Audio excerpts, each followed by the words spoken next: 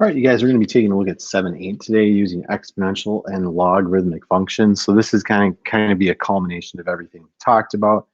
This is going to be more modeling, and you'll notice the assignment is actually relatively short because there's a little bit more to these problems. These are much more application based. Okay, so first things first, we're going to look at exponential models using continuous growth and decay. Okay, so these formulas should look really familiar to you. All right, when we think about continuous growth, we always use that PERT formula to calculate the amount of interest that was compounded continuously. Okay, we can use these same models with real world applications. So carbon dating in terms of science is super common. Populations are also another common thing to use these continuous models, because the growth isn't, we don't grow, or the population of Prairie Lake Savage, 100 people a month. It's not that constant rate. It's always continuously growing as far as things go, if that makes sense. Okay. In terms of decay, plutonium is constantly in a state of decay. All right. It's not gonna, go fast one year and slow the next year. It's constantly growing or decaying at that same rate. All right. So first things first. All right. These are probably honestly the toughest problems for students. Okay. And just remember the half-life of plutonium. All right. You don't have to remember the state. I'll always give it to you. And actually thinking ahead to the assignment, one of the problems actually refers to the half-life of carbon-14, and you're going to want to refer back to one of the examples in the textbook for that timeline. Okay, so that's probably the most common question throughout the day is what's the half-life of carbon-14? Go to the examples and they actually tell you. It just wants you to refer back to that example. Okay, so the half-life is essentially, if you don't know, if we had 100 grams of plutonium-239 in 24,000 years, it would decay to 50 grams. Okay, so it's the amount of time it takes for a material to decay over time. Okay, so since we're looking at the rate of decay, all right, we're going to use our decay model. All right, so all we need to do then is figure out where things go. We're trying to figure out the rate of decay. Okay, well, I'm told the half-life of plutonium is 24,000 years. Okay, so I don't have an initial amount and I don't have a final amount. So I know at this point I can plug in the rate we're looking for, and I know my time is 24,000 years. So with these half-life questions, you guys, if we're not given a starting amount and an end amount, but we are told it's a half-life, you have the luxury of picking anything you want. Okay, so if you start with 1 gram of something in 24,000 years, it's going to decay to a half. So you can pick whatever number's there if you want it. If you wanted to start with 100, then your Y value would be 50. If you wanted to start with 1,000,000, your Y value would be 500,000. You kind of have that luxury, okay? And you're going to see how this, it really doesn't matter once we solve an isolated power, because when we divide both sides by 1, we wind up essentially with 1/2 equals e to the negative k times 24,000, okay? So we have an exponent. So even if you had 150, if you did 50 divided by 100, you'd still get 1/2, so it doesn't matter. All right. In order to solve this, we're going to log, or write this in log form. So we have the natural log of 1/2 equals negative k times 24,000. And then we divide by 24,000. So we're going to get my rate of decay is 2.9 times 10 to the negative 5th. Do not write this. Okay, drives me nuts. That's your calculator's way of shortening scientific notation. You guys are expected to write out scientific notation. Okay, so this is about 2.9 times 10 to the negative 5th, or 0.0000029, et cetera, et cetera, et cetera. Okay, typically on problems today, you wouldn't want to stop there. you're actually going to use that value to make a prediction about, like, in 58,000 years, how much is left. Okay. So then you'd use that rate in your new equation to figure out how much is left. Okay. So just be mindful. A lot of your questions today are like, find a rate, make a prediction. So in this problem, we just found our rate. We didn't make our prediction for anything. So just kind of keep that in mind. This next problem, we're actually going to find a rate and make a prediction. Okay. So this one's looking at population. All right. Very similar idea. All right. We're looking at population growth. So I'm going to use my growth model. Notice my power is now positive. All right. It says in 2007, we had a population of 9.36 million. 2007, that's noted. In 2000, it was 8.18 million. Okay. Assuming the growth is continuous. Whenever you see that word continuous in your problem, it's going to cue you in to use this model versus that model. Okay.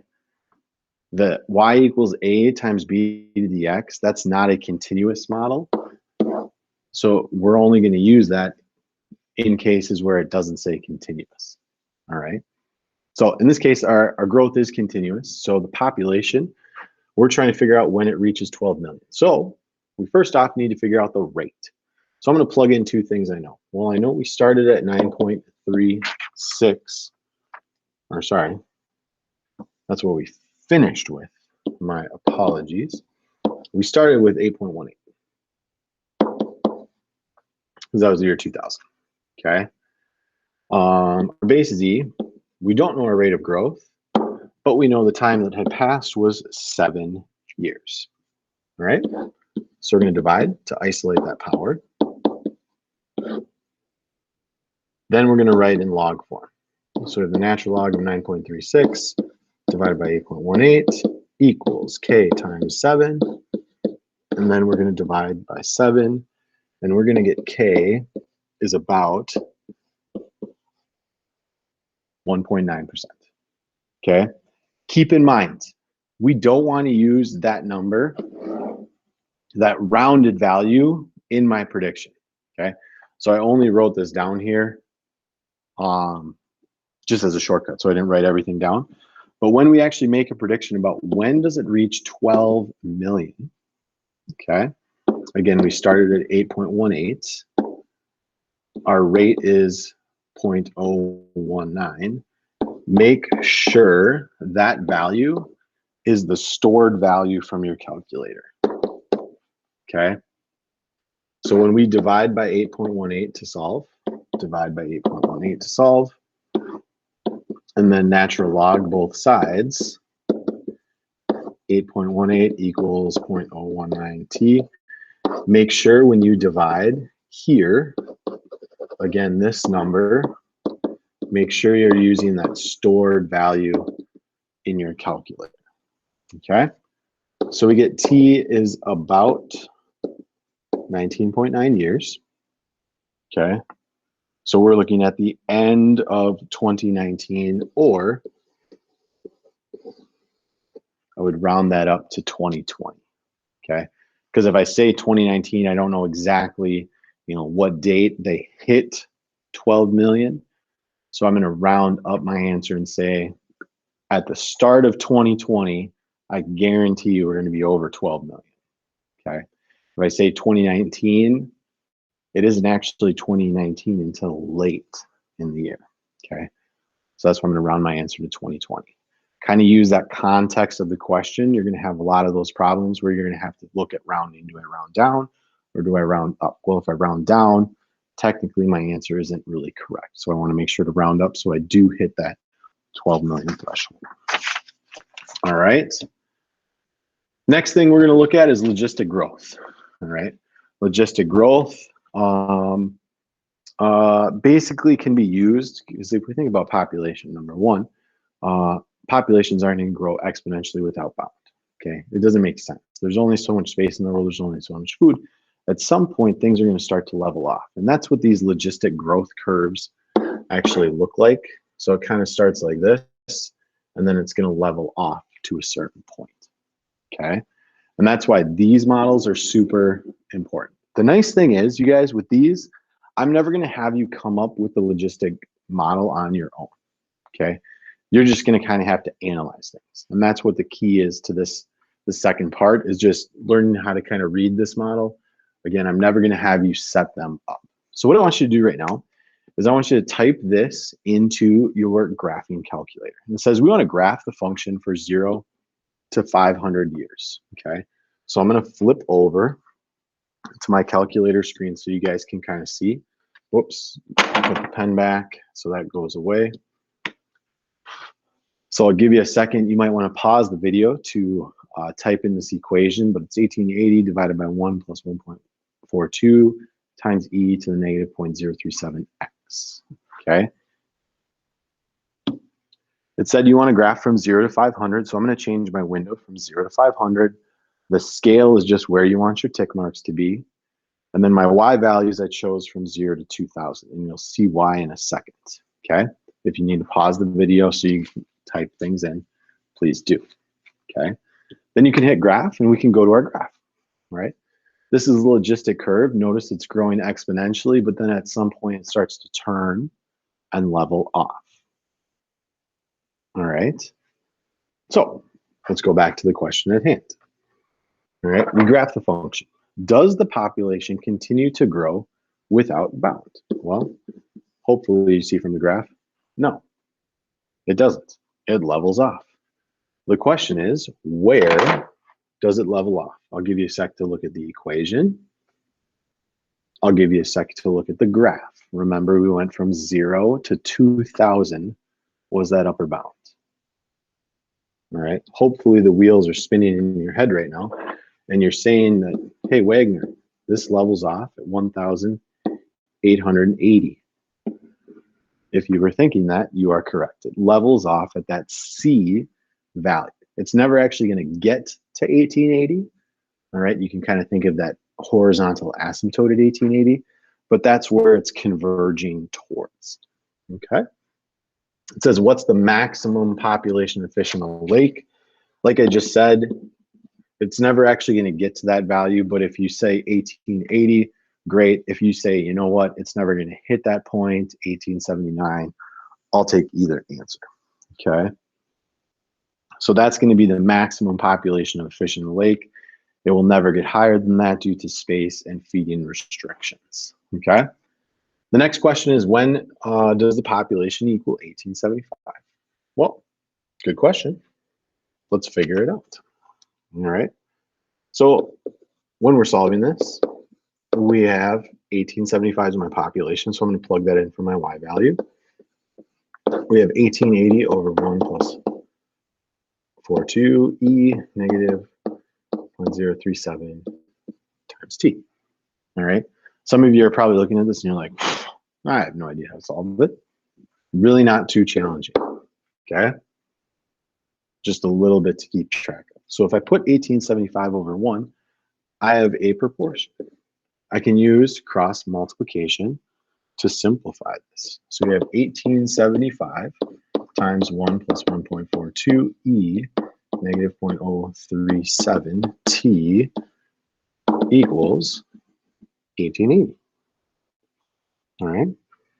Notice I didn't distribute because I was aware at this next step, we're going to need to divide by 1875. All right. Then we have 1 plus 1.42 e negative 0.037 t equals 1880 divided by 1875. We want to subtract 1 from both sides. Then we'd want to divide by 1.42. Notice I haven't actually simplified anything on this side yet. All right. I want to make sure my answer in the end is exact as possible. So I'm not going to do any rounding until the very end of this problem. Okay. So at this point, we have a power e to the negative 0.037 t equals this, which means I can use logarithms to solve. So I know the natural log of 1880 over 1875 minus 1 over 1.42 equals that. Remember, base E is natural log. So I can switch my exponential form I have at this step into log form, which is exactly what we do. Then we divide by negative 0.037, divide whatever that log is by negative 0.037 to get T. T is about 170 years. I think it was 169, but we're going to round up to 170 years. So a little complicated as far as things go, but honestly, when we're thinking about solving algebra, you're just undoing everything. So we cross multiplied, then we undid multiplication with division, we undid addition and subtraction, we undid our exponent with a log, and then we continue to solve. So it's basic algebra, it's just the numbers look really complicated. So again, we're looking at exponential models. We're looking at logistic models today. Again, you have a shorter assignment because some of these problems are a little more involved, as you can see. There is no worksheet with today's assignment, so really pay attention and really understand or work to understand those book problems. If you do have questions, feel free to reach out via discussion board or during the meets. Otherwise, you can talk to me in class and we'll go from there. So best of luck. This is the last section of chapter 7. So make sure you're kind of on the right page going into the final quiz of the chapter.